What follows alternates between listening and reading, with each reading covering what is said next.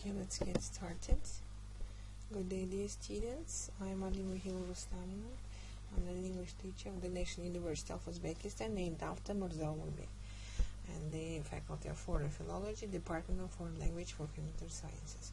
Today our lesson is conducted and related to the majority of economy, and the topic is world and Islamic banking. Today I would like to inform you the 10 largest and the Islamic banks in the world. Do you know the function of the Islamic banks? Today I'll perform you. The outline of the video lesson, the list of the top 10 world banks, their headquarters.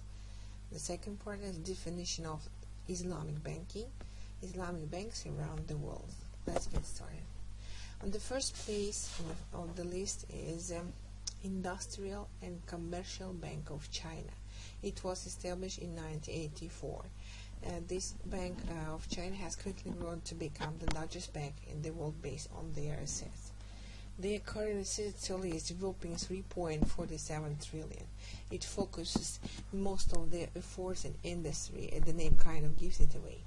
They offer the majority of their loans in manufacturing, transportation, power and retail. This bank shows no signs of slowing down either. It reported 3.3% rise in profit for the third quarter of the 17th. The headquarters is in Beijing, in China. It employs 460,000 people. Next bank is the China Construction Bank Corporation. It is the second largest bank in China. It also happens to be the second largest in the world. This bank corporation currently holds $3.2 trillion in assets.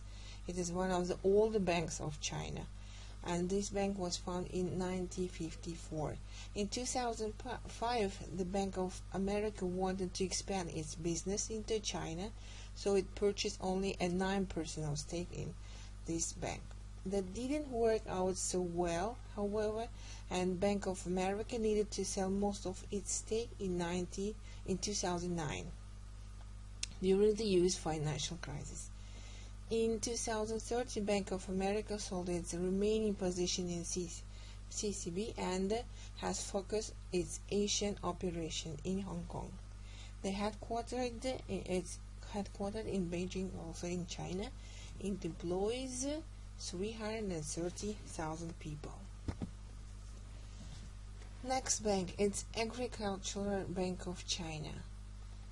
If you are sensing a trend here, you are not alone. Yet another Chinese bank. The Agricultural Bank of China ranks third largest in the world, with $2.82 trillion in assets. It is known as the Ag Bank, and that was founded in 1951.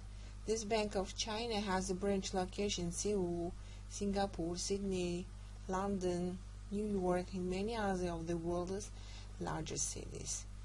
Let's look at the fun facts of this bank. In 2007, this bank was victim of the largest Chinese bank robbery ever. Thieves stole $7.5 million. Headquartered in Beijing, China, it employs 444,000 people. Okay, it's really interesting. Okay, next bank is Mitsubishi. It's a Mitsubishi Financial Group with 2.63 trillion in assets. Mitsubishi is Japan's largest bank, holding financial service group. The part of this Mitsubishi Corporation, the company provides a wide variety of financial and investment service, including commercial banking, trust banking, international finance, and assets management service. With all of these accolades, Mitsubishi Bank has garnered. It's surprising to learn they were only founded in 2005.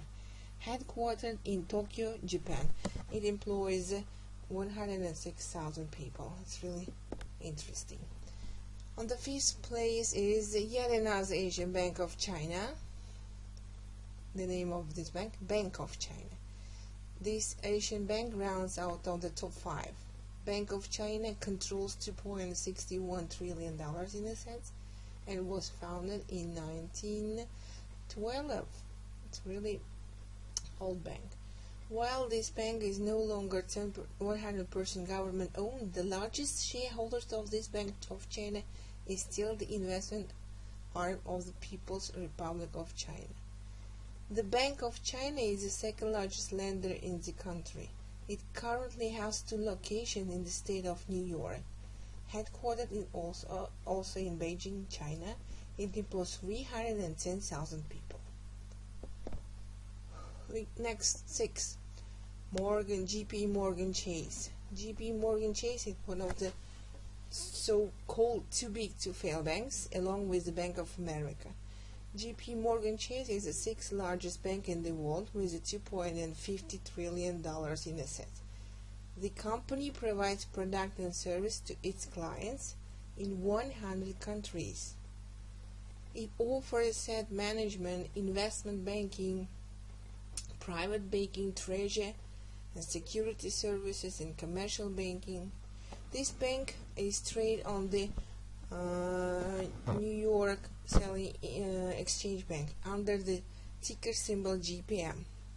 Of all the banks on our list, Chase is the second newest, having only been founded in 2000. Headquartered in New York City, New York, it employs 245,000 people. Okay, on the 7th place is HSBC Holding PLC.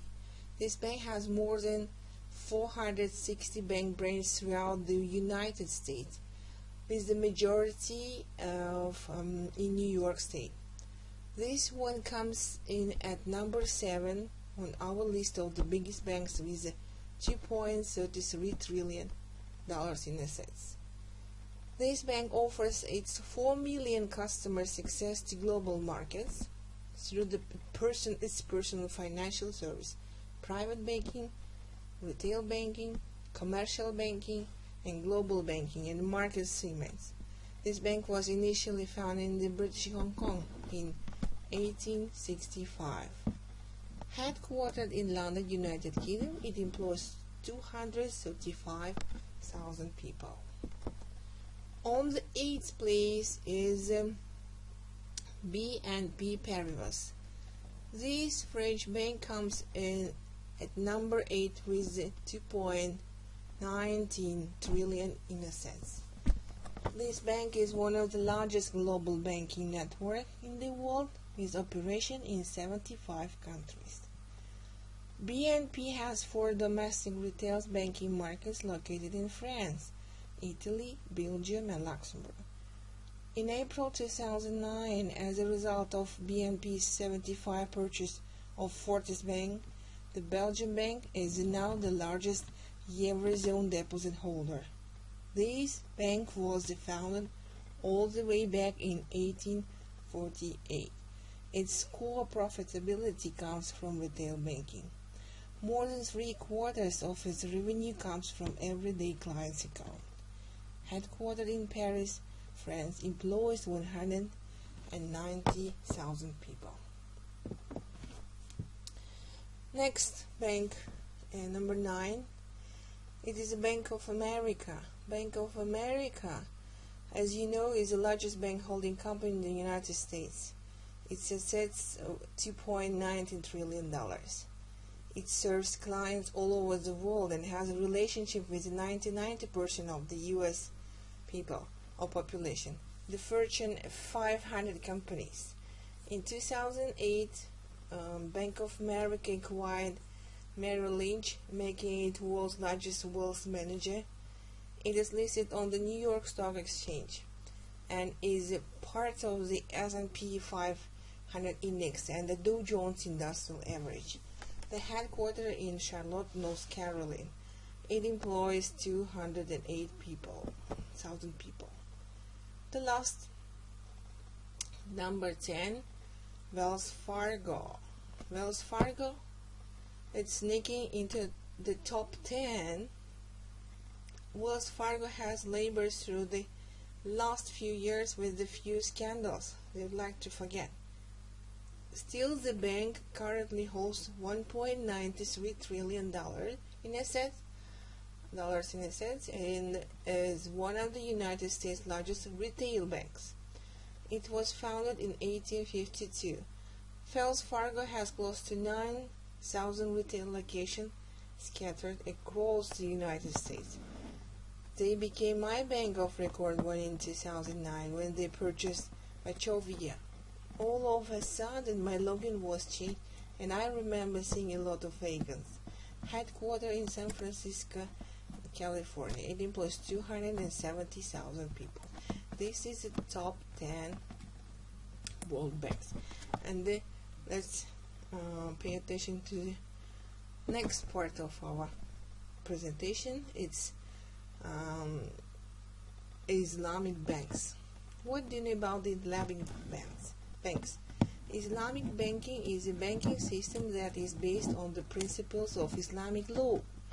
Two basic principles behind Islamic banking: the sharing of profit and loss, and the prohibition of the collection and payment of interest by lenders and investors.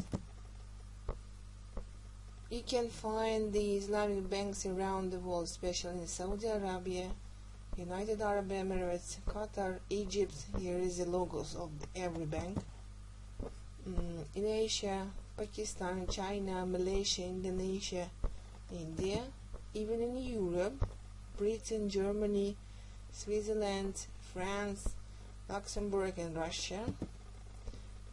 Yes, we shall look through the specificities of the Islamic banking. Islamic banks perform differently financial intermediation. For instance, Islamic banks depositors undergo through investors' risk. Depositors share loss as well as profit related to each Sharia complaint investment project financed through their own funds. Islamic banks depositors are not aware of the exact rate of return related to the undertaking transactions. They have no guarantee on principals and neither on the returns. Depositors are treated like the bank's investors. Here is the products and service of Islamic banks. It is ijara, providing products or service on a lease or rental basis. It is ijara. A person or a party is given the right to use the object for a period of time. The owner retains the ownership of the assets. The types of ijara. The first one is lease and the ownership. This is the leasee owns the leased asset at the end of the lease period. An operating lease, it doesn't include the promise to purchase the asset at the end of the contract. Basically, the setup is a hire arrangement with a leaser. Now, I would like to pay your close attention between the difference between the Islamic banking and conventional banking.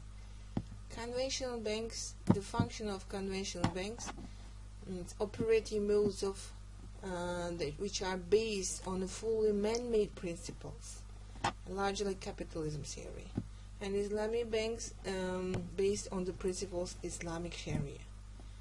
And conventional bank, the investor is guaranteed of a predetermined rate of interest or returns. But in Islamic banks, it promotes risk sharing between provider of capital, investor, and the user of the fund or entrepreneur. Conventional banks has unrestricted profit maximization illustrated by derivative trading, but Islamic banks aims at maximizing profit but subject to Sharia restriction. Conventional banks, it doesn't deal with zakat. Islamic banks has become one of the service-oriented function of Islamic banks. They to be zakat collection center, and they also pay out their zakat. Conventional banks use money as a commodity which leads to inflation. But Islamic banks, the money of Islamic banks is linked with the real assets. Therefore, it contributes directly to the economic development. What about the conventional banks?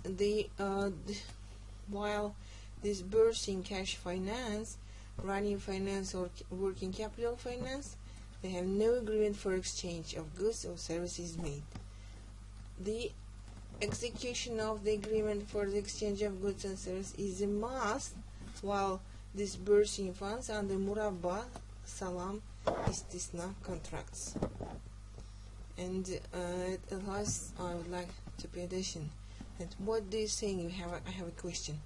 What do you think are the advantage and disadvantage of profit and loss sharing compared with charging interest? Thank you. If you have any question, you can find me at this address. Thank you very much.